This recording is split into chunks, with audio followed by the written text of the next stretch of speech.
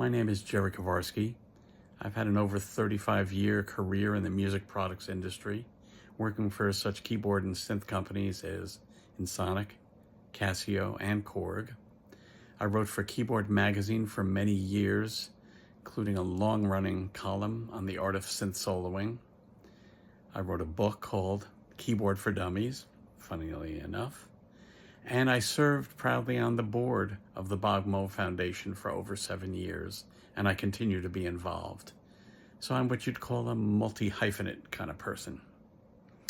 I first met Bob standing in line for some food at a NAMM show. My boss introduced us, and I was just awestruck. But I happened to look down and notice that Bob had a little stain on his tie, maybe some food or such. And it humanized him to me immediately and made it much easier to talk to him and ask him questions and not put him on some kind of lofty pedestal that he never would have wanted to be on anyway. But actually, I met him in a way many, many years before that.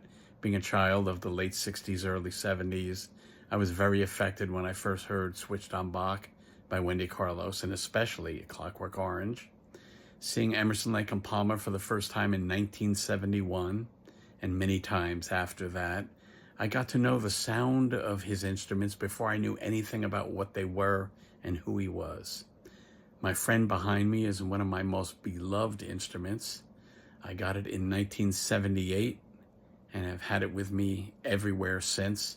It was my voice playing funk, progressive music, and prog, etc.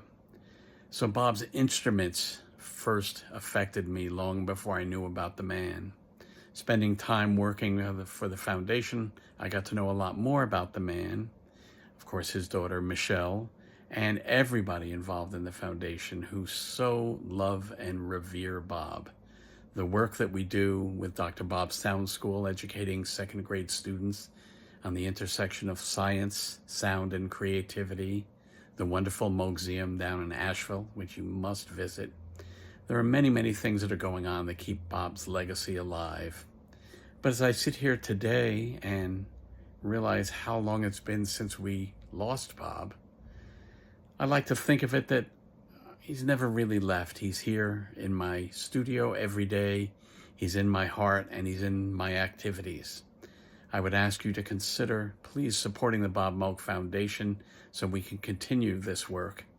And I'd just like to say once again, Bob, thanks for all you did to create my life's path.